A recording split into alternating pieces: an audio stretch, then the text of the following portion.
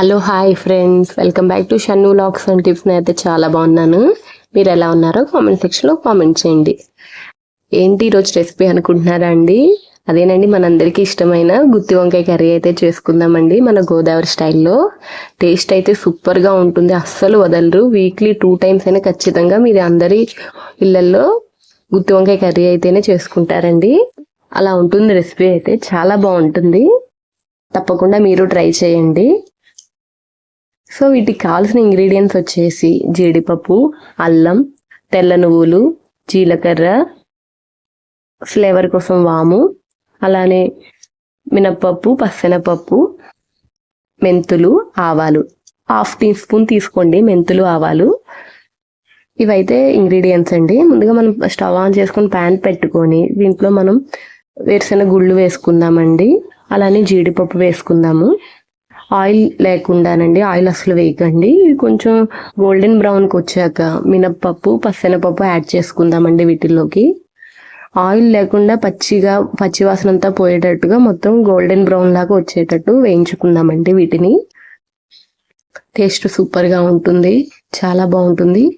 ఇది మనం ఇలా పౌడర్ లాగా చేసుకుని కర్రీస్లో పైన యాడ్ చేసుకున్నా కూడా ఫ్లేవర్ చాలా బాగుంటుందండి. ఓన్లీ గుత్తి వంకాయకే కాదు, కూరకారం అని కూడా అంటారు కదండి దీన్ని. టేస్ట్ సూపర్గా, తప్పకుండా మీరు ట్రై చేయండి. రెసిపీ టేస్ట్ చేసి ఖచ్చితంగా టేస్ట్ ఎలా ఉందో నాకు కామెంట్ సెక్షన్లో కామెంట్ చేయండి. సో మనం ఇప్పుడు మళ్ళీ మెంతులు, ఆవాలు యాడ్ చేసుకున్నామండి. 2 spoons ఆయిల్ యాడ్ చేసుకున్నాను. చూస్తున్నారు కదండి, ఈ విధంగా మొత్తం అయితే కలర్ అయితే చేంజ్ అవుతా ఉంది కదండి. సో రిమైనింగ్ జీలకర్ర, ధనియాలు, వాము, అలానే తెల్ల నువ్వులు యాడ్ చేసుకున్నానండి. మరియు ఎండుమిర్చి కూడా యాడ్ చేసుకున్నానండి. ఈ మొత్తాన్ని ఒక 5 minutes మిక్స్ చేసేసుకొని స్టవ్ ఆఫ్ చేసుకుందామండి. లో ఫ్లేమ్లోనే పెట్టుకొని మొత్తం వేయించుకోండి, లేదంటే మిరపకాయలు మొత్తం మాడిపోయి ఫ్లేవర్ మొత్తం పాడైపోతుందండి. టేస్ట్ అయితే సూపర్గా ఉంటుంది. ముందుగా మన ఛానల్ ఎవరైనా చూస్తున్నట్టయితే ప్లీజ్ లైక్ చేయండి, షేర్ చేయండి, సబ్స్క్రైబ్ చేసుకోండి. అలానే రుచికి సరిపడినంత సాల్ట్, అలానే పసుపు యాడ్ చేసుకోండి. సో నేనైతే ముందుగానే మొత్తం ఈ వంకాయలన్నిటినీ క్లీన్ చేసేసుకొని స్టఫింగ్ పెట్టడానికి అయితే రెడీ చేసి పెట్టుకున్నానండి. వంకాయలు కండ్రెక్కకుండా ఉప్పు, సాల్ట్ యాడ్ చేసేసుకొని ఇలా వాటర్లోనే ఉంచేస్తానండి. టేస్ట్ అయితే సూపర్గా ఉంటుంది, అస్సలు మర్చిపోవద్దు. 10 సార్లు చెప్తున్నాను అనుకోవద్దండి, టేస్ట్ అయితే అలా ఉంటుంది. నాకు చాలా ఇష్టం గుత్తి వంకాయ కర్రీ అయితే. సో మనమైతే ముందుగా ఇది ప్రిపేర్ చేసుకున్నాం కదండి పౌడర్, మసాలా పౌడర్. సో ఇది కూల్ డౌన్ అయిపోయింది. నేను మిక్సీ జార్లోకి తీసుకొని గ్రైండ్ చేసుకున్నానండి. ఇలా ఈ విధంగా పౌడర్ లాగా చూస్తున్నారు కదండి. ఈ విధంగా మొత్తం మిక్స్ చేసేసుకొని మనం ఒక పౌడర్ వస్తుంది మన వంకాయలోకి స్టఫింగ్ చేయడానికి.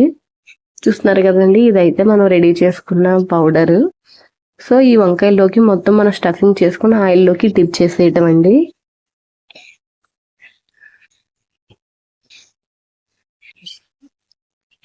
చూస్తున్నారు కదండి, ఈ విధంగా మొత్తం మన ఈ కూరకారం అంతా ఈ వంకాయల్లోకి డిప్ చేసి ఆయిల్లోకి వేసుకోవటమేనండి.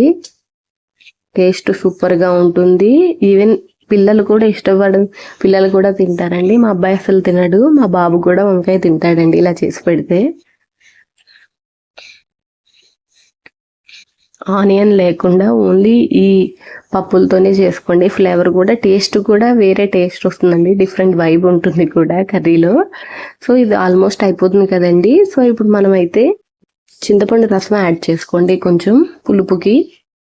ఇలా సైడ్స్ మొత్తం అలా కొంచెం వేసుకోండి, ఒక 2 spoons లాగా వేసుకొని సైడ్స్ నుంచి మిక్స్ చేసుకోండి. ఎందుకంటే వంకాయలు ముక్క విరగకుండా ఉంటుందండి. మొత్తం చీలిపోతే గుత్తి వంకాయ లాగా ఉండదు కదండి. సో అందుకని చెప్తున్నాను. టేస్ట్ అయితే సూపర్గా ఉంటుంది, తప్పకుండా ట్రై చేయండి. అసలు గుత్తి వంకాయ తినని వాళ్ళు ఎవరున్నారు చెప్పండి ఈ రోజుల్లో. సో కర్రీ అయితే అయిపోయింది. నేను స్టవ్ ఆఫ్ చేసేసుకున్నాను.